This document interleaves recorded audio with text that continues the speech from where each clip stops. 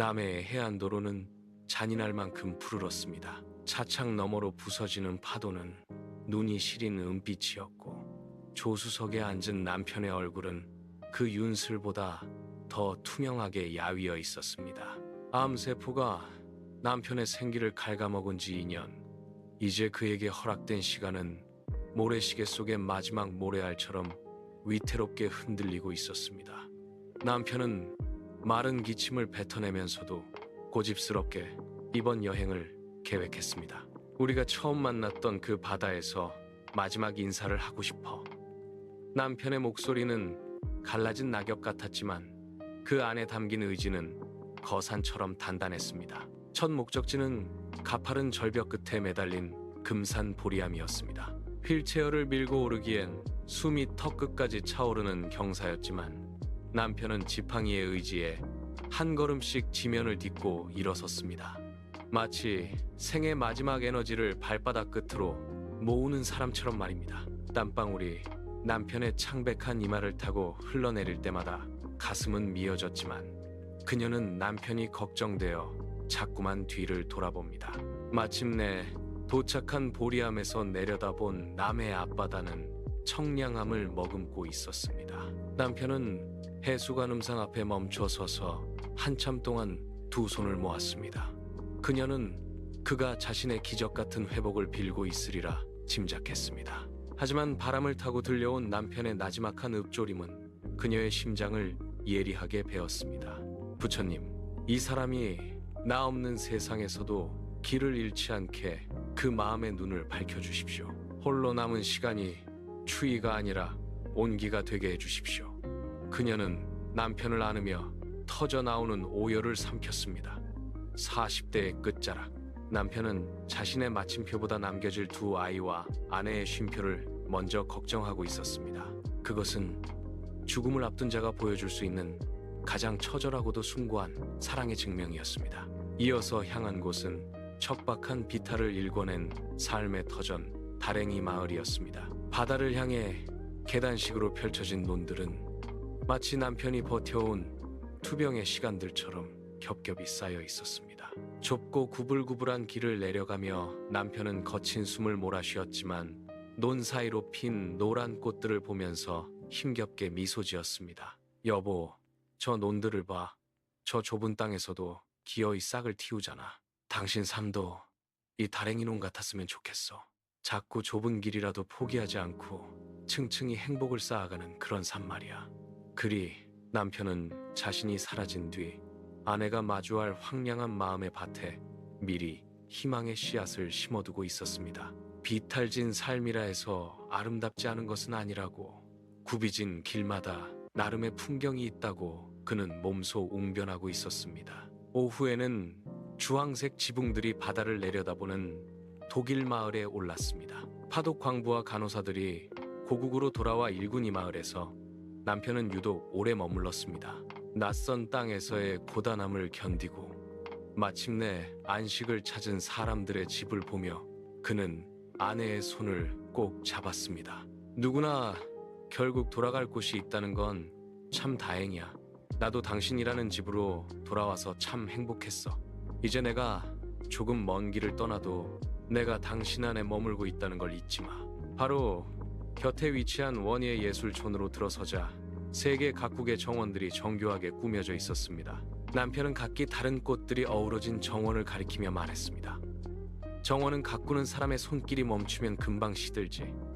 하지만 당신이라는 정원은 내가 없어도 당신 스스로 잘 가꿔 나갈 거라고 믿어. 꽃 한 송이, 나무 한 그루에 담긴 정성처럼 그녀의 일상도 정성껏 보듬어 달라는 간곡한 당부였습니다. 그의 말은 곧 그녀가 홀로 가꾸어야 할 상실 이후의 삶에 대한 부드러운 격려였습니다. 해질녘 도착한 상주 은모래 비치는 두 사람이 연애 시절 처음으로 사랑을 고백했던 장소였습니다. 남편은 휠체어에서 내려 모래사장에 주저앉았습니다. 그의 손가락은 힘겹게 떨렸지만 정성스럽게 모래 위에 아내의 이름을 적었습니다. 사랑해, 지수야. 정말 사랑해. 파도가 밀려와 순식간에 그의 손글씨를 지워버리자 그는 허탈하게 웃으며 지워진 자리를 응시했습니다. 형체는 사라져도 모래는 남듯이 내가 없어도 우리 사랑은 이 바다의 기억 속에 계속 남아있을 거야. 그러니까 이름이 지워졌다고 울지 마. 지워진 게 아니라 바다가 머금은 거니까. 그 말은 마치 자신을 잊지 말라는 애원인 동시에 자신을 보내달라는 작별의 허락처럼 들렸습니다. 그녀는 대답 대신 남편의 차가운 손을 잡고 그 위에 자신의 온기를 쏟아부었습니다. 다음 날 아침, 남편은 그녀를 보물섬 전망대로 이끌었습니다. 유리 바닥 아래로 아찔한 벼랑이 내려다 보이는 스카이워크 앞에서 평소 고소공포증이 심했던 아내는 뒷걸음질 쳤습니다. 그러자 남편이 안심시키며 말했습니다. 여보, 살다 보면 발밑이 낭떠러지처럼 느껴질 때가 있을 거야. 지금처럼. 그래도 겁내지 마. 한 발짝만 떼면 이렇게 멋진 풍경이 기다리고 있잖아.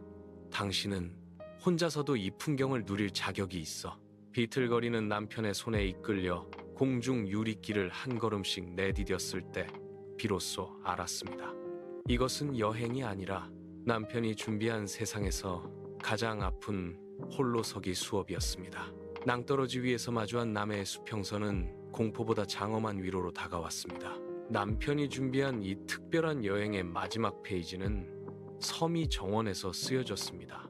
유럽형 개인 정원의 고요함 속에 자리 잡은 하늘 연못 앞에 선 남편은 낡은 열쇠 꾸러미 하나와 오래된 필름 카메라를 건넸습니다. 여보, 이제 마지막 부탁이야. 여기서 나를 찍어줘. 내가 세상에서 가장 행복한 표정일 때. 그녀는 떨리는 손으로 뷰파인더를 들여다보았습니다. 렌즈 속 남편은 세상에서 가장 평온한 미소를 지었습니다. 셔터를 누르는 순간 남편이 낮게 속삭였습니다. 사실 이 카메라 안에는 내가 당신 몰래 찍어둔 당신의 10년이 담겨 있어. 우리가 함께한 모든 계절, 당신의 웃는 모습들만 골라서. 내 서재 밑단 칸에 상자가 있을 거야. 내가 보고 싶을 때마다 하나씩 꺼내봐. 그럼 난 언제나 그 사진 속에 살아있을게. 그녀는 카메라를 꽉 쥐고 오열했습니다. 남편은 이미 아내가 겪을 지독한 상실감을 알고 있었고 그 고통을 견디게 할 기억의 약봉지를 10년에 걸쳐 준비해 두었던 것입니다.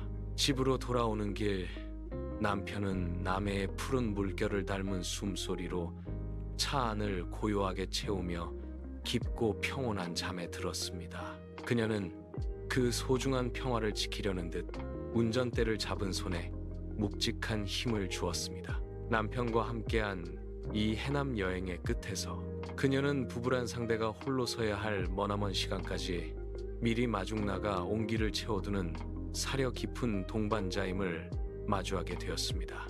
결국 부부란 서로의 생에 가장 깊은 문장을 새겨 넣는 공동 저자입니다. 한쪽의 지필이 먼저 끝날지라도 남겨진 문장들이 뒷이야기를 아름답게 이어가게 만드는 것. 비록 육신은 곁을 떠날지라도 사랑했던 기억이 남은 자의 삶을 단단히 지탱해주는 것. 그것이 부부가 서로에게 줄 수 있는 가장 위대한 마지막 사랑이자 이 세상에 남길 수 있는 가장 찬란한 유산입니다. 남해의 밤바다는 여전히 창밖에서 반짝이고 있었고 그녀의 손에는 남편이 남긴 10년치의 위로가 묵직한 카메라가 되어 쥐어져 있었습니다. 그녀의 새로운 항해는 이제 막 남편이 남긴 문장 위에서 시작되고 있었습니다.